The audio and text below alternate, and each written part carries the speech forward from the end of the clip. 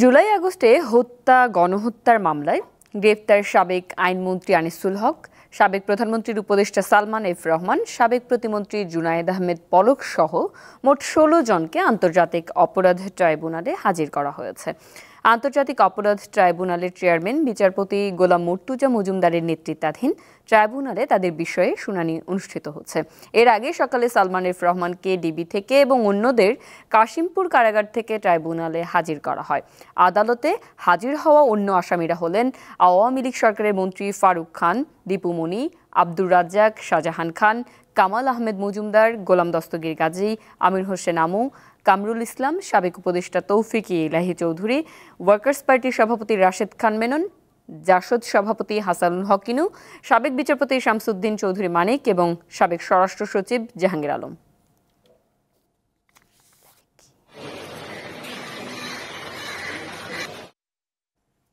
এ বিষয়ে জানাতে আন্তর্জাতিক অপরাধ ট্রাইব্যুনাল থেকে যুক্ত আছেন আমাদের সহকর্মী আজিজুল ইসলাম।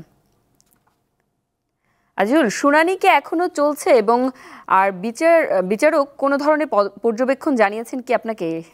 বিস্তারিত আমাদের জানাবেন।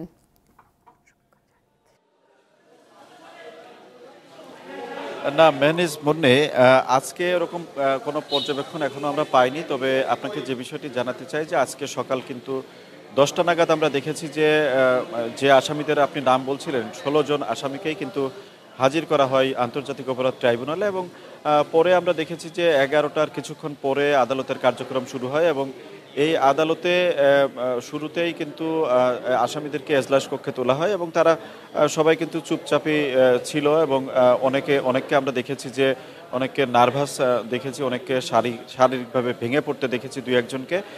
কিন্তু আমি যদি দীপু মনিকে দেখেছিলাম যে আপনারা একটু দেখাতে চাই যে আসলে আজকে যে মামলার কার্যক্রম শেষ হয়ে গিয়েছে, কিছুক্ষণের মধ্যেই হয়তো আসামিদেরকে নামানো হবে। তারপরে হয়তো আইনজীবীরা যারা প্রসিকিউশন টিমে রয়েছেন তারা বের হয়ে এসে আমাদেরকে হয়তো তাদের আজকের যে আদালতের আদেশ হয়েছে সেই বিষয়টি হয়তো জানানোর চেষ্টা করবেন। আজকে যে বিষয়টি সিদ্ধান্ত হয়েছে সেটি হলো আগামী 20 এপ্রিল এই মামলাগুলোর পরবর্তী তারিখ নির্ধারণ করা হয়েছে। আপনাকে যেটি জানাতে চাই সেটি হলো আজকে যে মামলা দুটি ছিল, একটি মামলাতে কিন্তু শেখ হাসিনা যিনি প্রধান আসামি হিসেবে রয়েছেন এবং দ্বিতীয় যে মামলাটি রয়েছে শেখ হাসিনা প্রধান আসামি সহ একই মামলায় কিন্তু 46 জন আসামি এই ছিল। তাদের মধ্যেই কিন্তু যারা গ্রেপ্তার রয়েছেন সেই 16 জনকে আজকে ট্রাইব্যুনালে হাজির করা হয় সকালে এবং তার মধ্যে যারা রয়েছেন তাদের মধ্যে কিন্তু এই দীপু মনিকে আমরা দেখেছি কাশিমপুর কারাগার থেকে আনা হয়েছিল এবং বাকি অন্যরা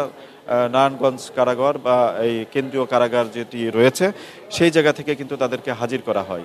শুনানিতে আজকে যে বিষয়টি প্রসিকিউশনের পক্ষ থেকে বলা হয়েছে, শুনানির শুরুতেই 2 মাসের জন্য সময় চাওয়া হয় এবং তারা প্রসিকিউশন থেকে যেমনটি বলছিলেন যে তদন্তে একদম শেষ পর্যায়ে চলে এসেছে।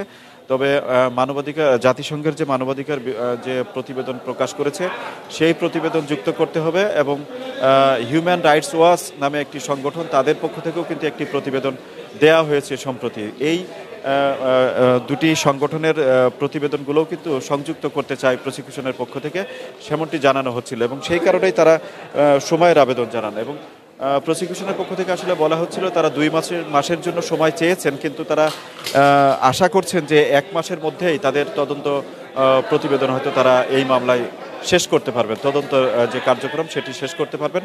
তারপরেই হয়তো তারা এই মামলাটির চূড়ান্ত প্রতিবেদন যেটি আদালতে দাখিল করার কথা সেইটাই। আদালতে এই আসামিদের যারা রয়েছেন তাদের অভিযোগের বিষয়ে যেটি বলা হচ্ছিল যে সারা দেশব্যাপী এই যে হত্যাযজ্ঞ চালানো হয়েছে সেই বিষয়গুলো কিন্তু আদালতে তুলে ধরেছেন চিফ প্রসিকিউটর জনাব তাজুল ইসলাম। তিনি যেমনটি বলছিলেন যে সারা দেশের ঘটনাই তারা কিন্তু সাক্ষ্য প্রমাণ এগুলো তাদের কাছে কিন্তু অলরেডি এসেছে এবং তারা মামলা একদম চূড়ান্ত পর্যায়ে রয়েছে। তো এই এখন আসলে আইনজীবীরা বের হয়ে আসছেন, তারা হয়তো এসে তাদের আদালতের যে বিষয়গুলো রয়েছেন সেটি জানাবেন। আর এই আজকে এর বাইরে কিন্তু আরেকটি বিষয় আমরা দেখেছি যে হাজী সেলিমের ছেলে ঢাকা 7 আসনের যে এমপি রয়েছেন সুলাইমান সেলিম, তিনি কিন্তু অন্য মামলায় গ্রেপ্তার হয়ে কারাগারে রয়েছেন এবং তাকে এই ট্রাইব্যুনালের মামলায় কিন্তু হাজির করার জন্য আদালত আদেশ দিয়েছে এবং সেটি ওই একই তারিখে অর্থাৎ 20 এপ্রিল তাকে হাজির করার জন্য আদেশ দেওয়া হয়েছে। তো এই ছিল আমার কাছে সর্বশেষ সংবাদ। মুন্নি। জি, আজিজুল আপনাকে ধন্যবাদ। আন্তর্জাতিক অপরাধ ট্রাইব্যুনাল থেকে যুক্ত ছিলেন সহকর্মী আজিজুল ইসলাম।